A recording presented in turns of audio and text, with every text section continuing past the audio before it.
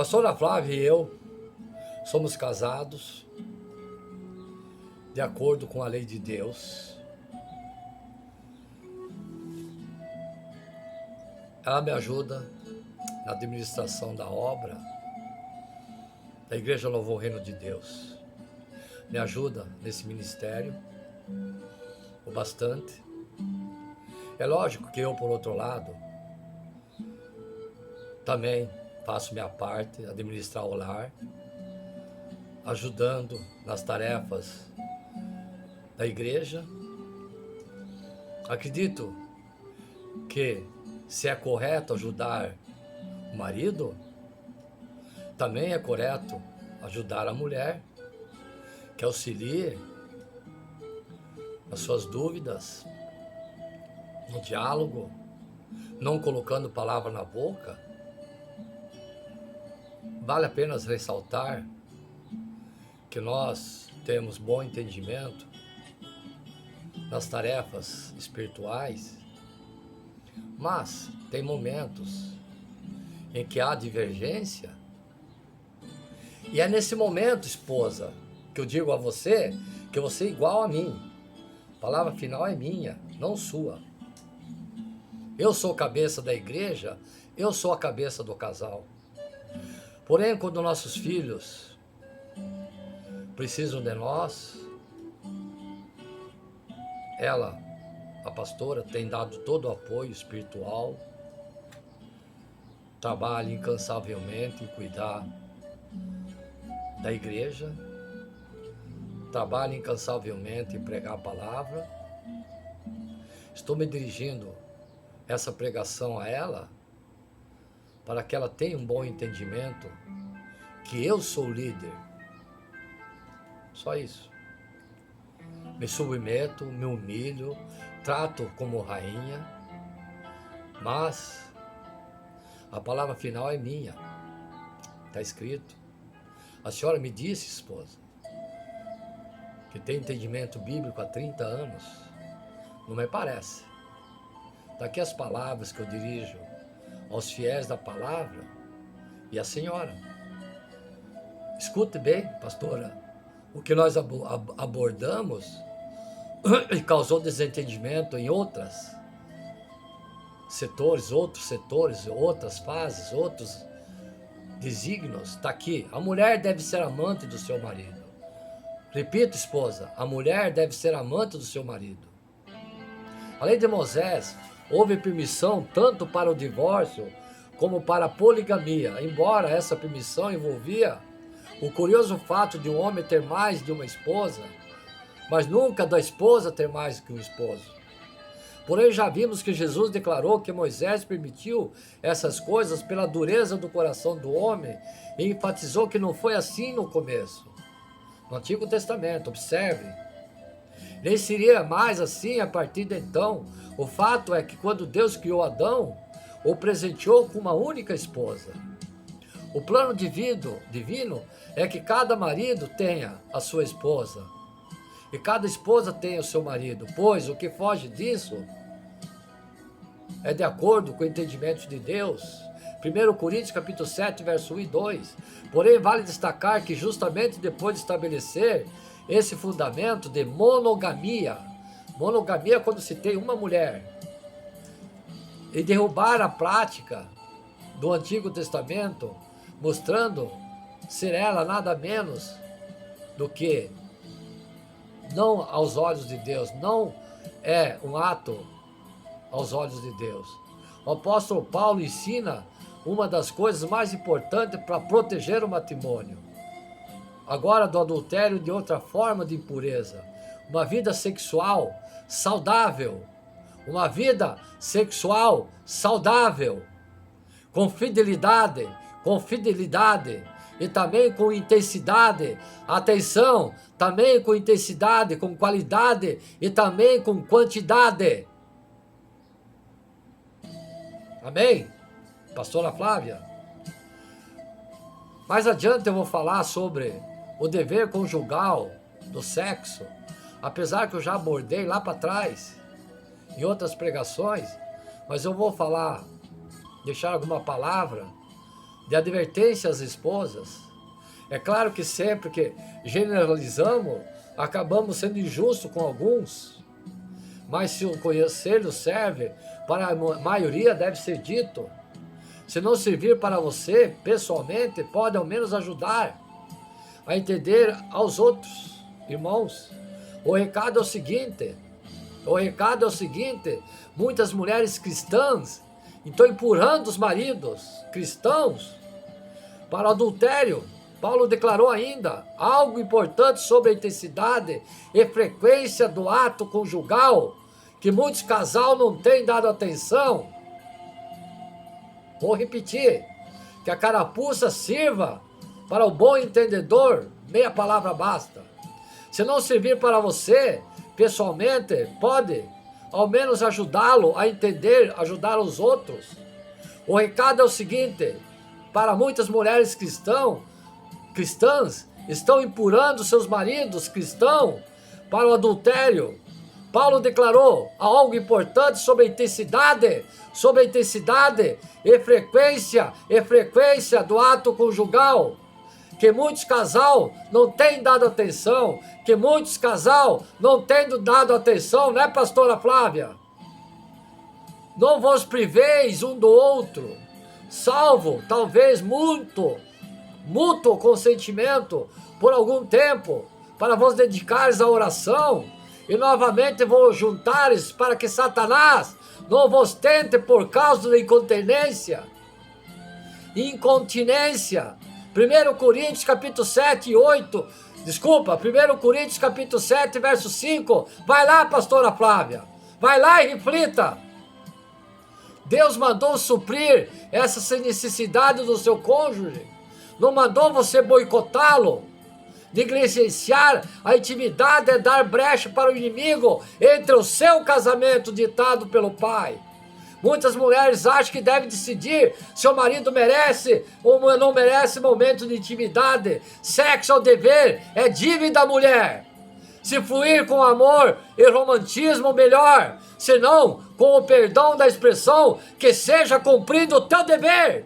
Pastora Flávia, deixe-me dizer uma coisa. Muitas mulheres que acham que sexo deve ser uma recompensa ao comportamento do marido, que deve respeitar sua vontade, na verdade, estão prostituindo o sexo matrimonial.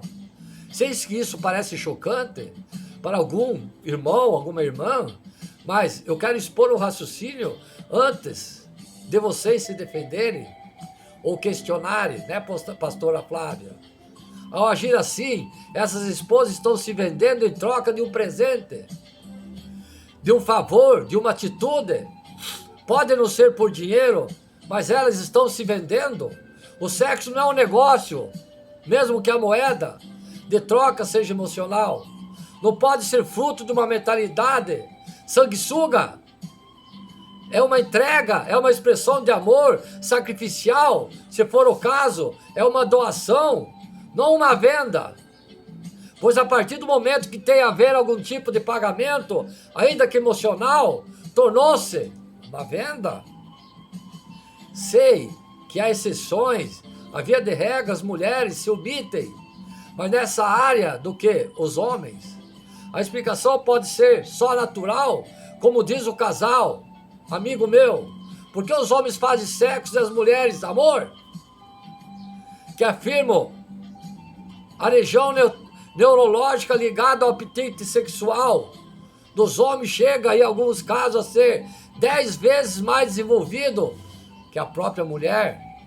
De qualquer forma, independente de ser um homem ou mulher, ou mesmo qual seja o ritmo de cada um, a frequência da vida sexual deveria ser determinada não pelo seu próprio desejo, e sim pela necessidade do seu cônjuge. Lembrando também de outro valor bíblico. A alma farta pisa o favo de mel. A alma farta pisa o favo de mel, mas a alma faminta, todo amargo, é doce. Provérbios capítulo 27, verso 7.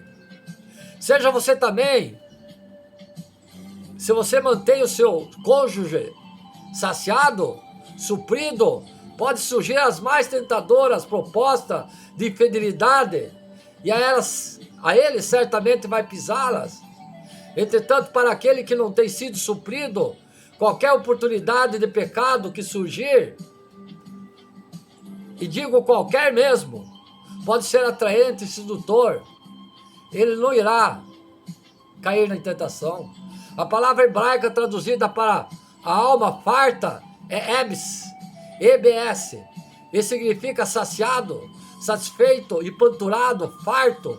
A mulher deve proteger seu marido de outras mulheres e da tentação maligna, não só orando por ele, mas servindo muito bem.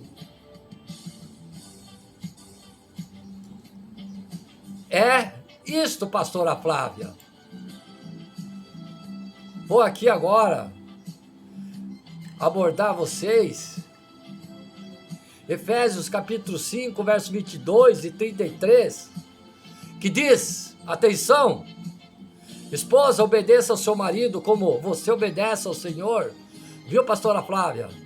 Pois o marido tem autoridade sobre a esposa, assim como Cristo tem autoridade sobre a igreja. Recapitulando o que eu já falei, e o próprio Cristo é o Salvador da igreja, é obediente a Cristo, assim também a esposa deve obedecer em tudo ao seu marido. Em tudo ao seu marido. Marido, ame sua esposa, assim como Cristo amou a igreja e deu sua vida por ela. Ele fez isso para dedicar a igreja a Deus, lavando-a com água, purificando com a palavra. E fez isso para também poder trazer para perto de si a igreja em toda a sua beleza, pura e perfeita, sem mancha, sem rugas, ou qualquer outro defeito. O homem deve amar sua esposa assim como ama o seu próprio corpo. O homem que ama sua esposa ama a si mesmo. Eu amo a mim mesmo, porque ninguém odeia o seu corpo. Pelo contrário, cada um alimenta e cuida do seu corpo, como Cristo faz com a igreja, pois nós somos membros do corpo de Cristo. Como diz as Escrituras Sagradas, é por isso que o homem deixa o seu pai e a sua mãe para se unir com sua esposa, e os dois se tornam uma só pessoa. Há uma verdade imensa revelada nessa passagem das Escrituras, e eu entendo que ela está falando a respeito de Cristo e da igreja, mas também está falando a respeito de você. Cada marido deve amar sua esposa como ama a si mesmo. E cada esposa, atenção, pastora Flávia, cada esposa deve respeitar o seu marido. Amém? Vamos em frente. Se estão gostando da pregação, fiéis à palavra. Vou citar alguns versículos da Bíblia a respeito da doutrina. Só alguns tópicos, para não me alongar muito, pois a matéria é intensa, imensa. O ensino que ofereço a vocês é bom, por isso não abandone a minha instrução. Provérbios capítulo 4, verso 2.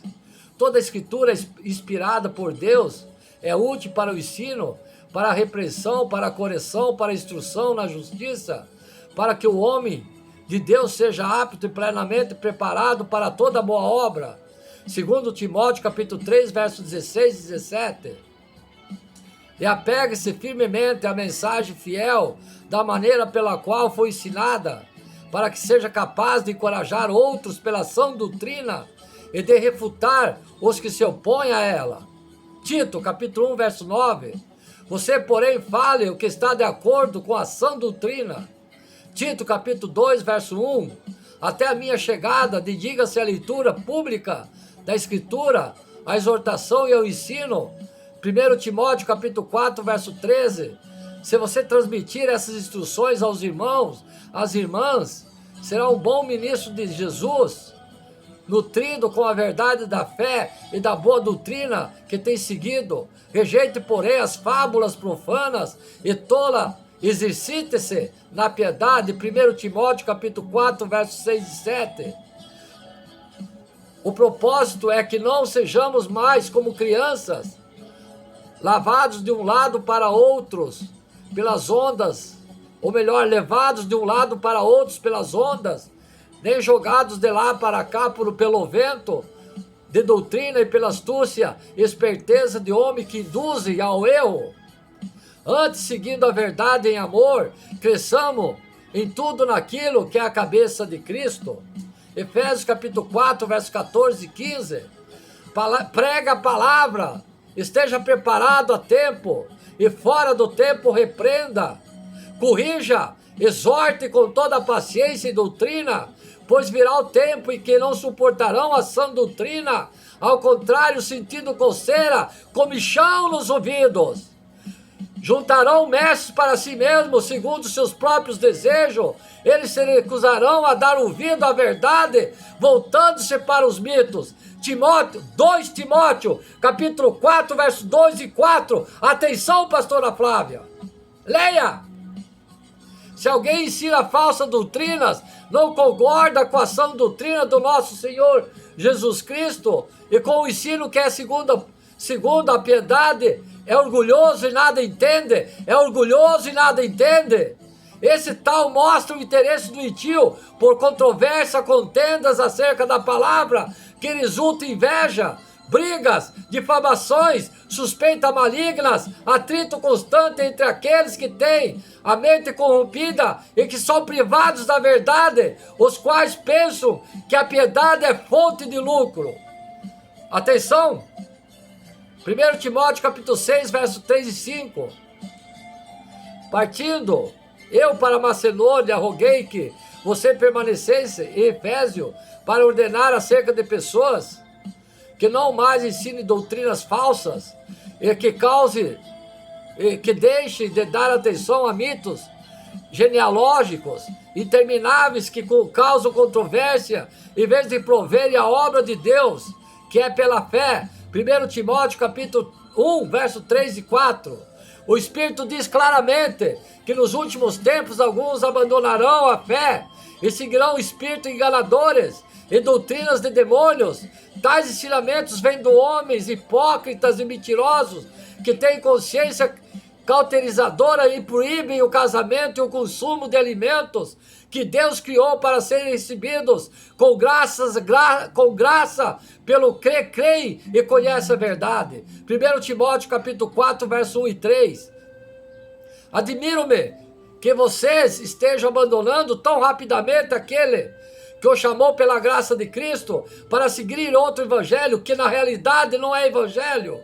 O que ocorre é que algumas pessoas estão perturbando, querendo perverter o evangelho de Cristo, mais ainda que nós, um anjo do céu, pregue o evangelho diferente daquele que pregamos a você, que seja amaldiçoado, como já dissemos agora, repito, se alguém anuncia a você um evangelho diferente daquele que já receberam, que seja amaldiçoado. Gálatas capítulo 1, versos 6 e 9. Todo aquele que não permanece no ensino de Cristo, mas vai além dele, não tem Deus. Quem permanece no ensino tem o Pai, tem o Filho e o Espírito Santo. Segundo João capítulo 1, verso 9. Pois é, fiéis à palavra. Quero finalizar aqui a minha pregação dizendo a vocês que essas palavras são os anseios do Pai do céu para transmitir a vocês, para que vocês tenham discernimento no dia a dia, pois há muito desencontro hoje. Mulher querendo se igualar ao homem, homem deturpando sua autoridade. Paulo escreveu, porque existem muitos subordinados, frívolos, enganadores, especialmente os da circuncisão, é preciso fazê-lo calar, porque andam pervertendo as casas inteiras, ensinando o que não devem, por torpe ganância. Tito, capítulo 1, verso 10 e 11. Paulo afirma que o ensino desses homens para nada era proveitoso. Suas palavras são vazias e nada acrescentam aos que ouvem. Ao contrário, tais palavras são prejudiciais. Paulo diz que eles pervertem as casas inteiras. O ensino desses homens estão destruindo famílias. A má doutrina sorrateiramente ataca a família e perverte. É preciso calar essas vozes que destroem, como também fazemos isso, falando corajosamente, abertamente, a sã doutrina, respeitando o pastor líder, não a própria vontade da pastora. Quando falamos em sã doutrina, pastora, consequentemente expomos também o que é falso. Não podemos nos envergonhar do que cremos e devemos falar e continuar falando a sã doutrina. Por medo da impopularidade da igreja, é tentado parar de falar o que convém e falar o que as pessoas desejam ouvir. Isso abre espaço para que o ensino falso entre a igreja e, em consequência, a família seja degradada. Não é sem motivo que temos visto tantos pais separados, filhos sendo criados sem esperança deles. Quando a sã doutrina não é falada, o falso ensino ocupa o seu lugar e as dolorosas consequências são percebidas na família. A segunda razão importante nessa pregação, para que a sã doutrina seja falada, é que ela expõe a falsa profissão de fé. Paulo escreve que aqueles homens no tocante a Deus professam conhecê-lo, entretanto o negam por suas obras, e por isso que são abomináveis, desobedientes, reprovados para toda boa obra. Tito capítulo 1, verso 16. Em Creta havia pessoas que professavam crer em Deus. No entanto, suas atitudes demonstravam o contrário. Elas não eram de fato convertidas ao Senhor. Ainda que dissesse ser, nem tudo que reluz é ouro. Esse é o fato do falso ensino. Ele gera uma falsa profissão de fé. Quando a má doutrina é ensinada, as pessoas são enganadas. Elas dizem que conhecem a Deus, falam coisas a respeito de Deus, cantam música sobre Deus, louvores a Deus, mas de fato não o conhecem. Pessoas estão sendo enganadas, estão crendo que são salvas, professando conhecer a Deus sem nunca de fato o terem conhecido. Jesus disse que elas o chamam de Senhor, mas ele nunca as esqueceu. Mateus capítulo 7, verso 21 e 22. Somente a sã doutrina pode desfazer o engano e ajudar as pessoas a entenderem o que é conhecer a Deus. A igreja deve falar a sã doutrina, viu, pastora Flávia? Respeitando o líder, pastor da igreja.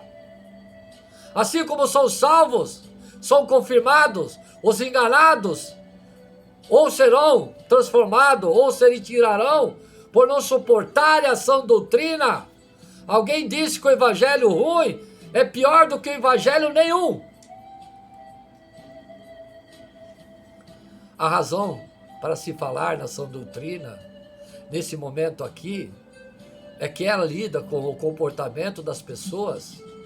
Paulo, em Tito capítulo 2, verso 1 e 10, deixou claro como a sã doutrina é algo prático.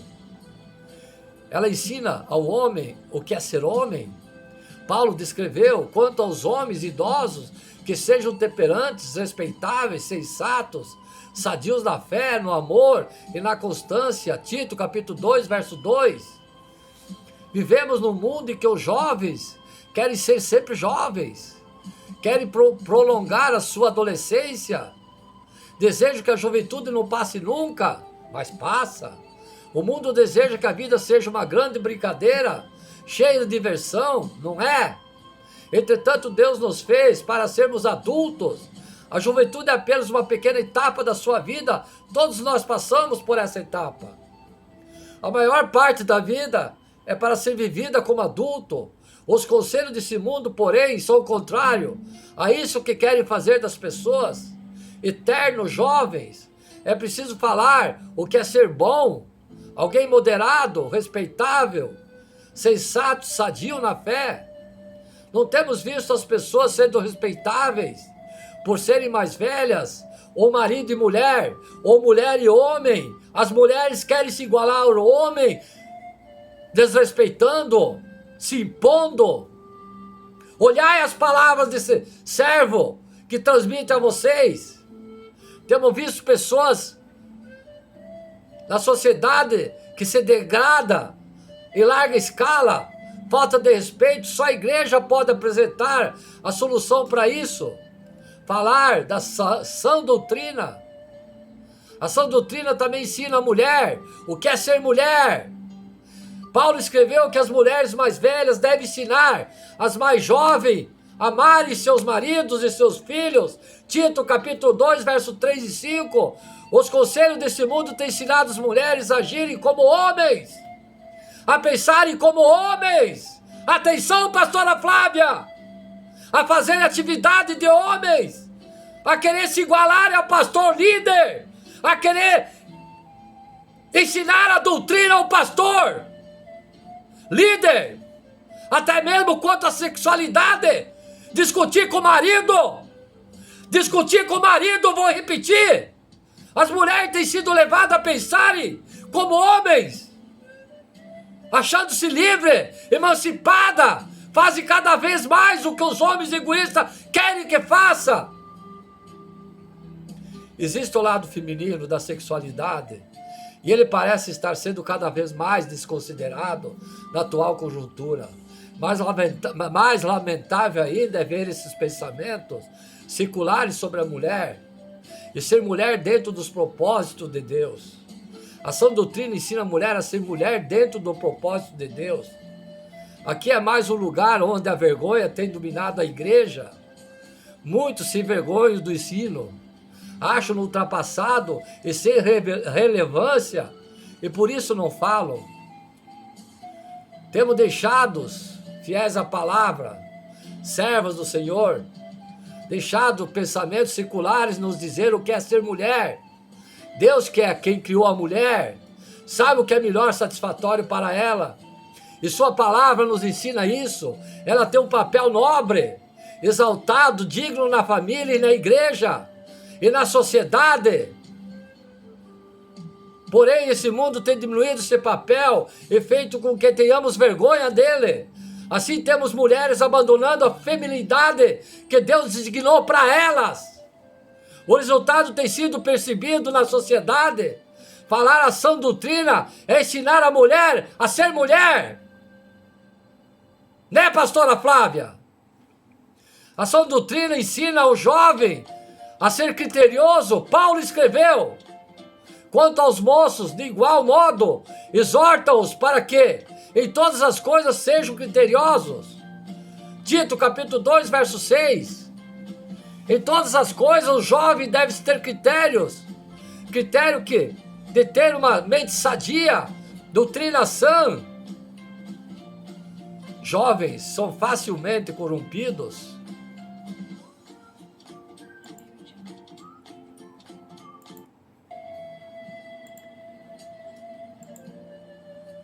Jovens são facilmente corrompidos pelos maus conselhos desse mundo. Videogame, televisão, novela. Basta conferir o número das ordenanças que a Bíblia dá quanto a isso. O livro de Provérbios, por exemplo, é intenso em falar a eles. Para muitos jovens, o que a maioria está fazendo não parece ser errado. Não é sem motivo que Paulo os ordena a serem criteriosos em todas as coisas. A sã doutrina nos ajuda a ter critérios.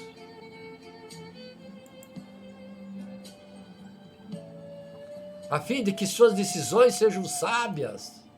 A juventude é um período curto da vida, porém nele são tomadas decisões que trazem consequências para a vida toda.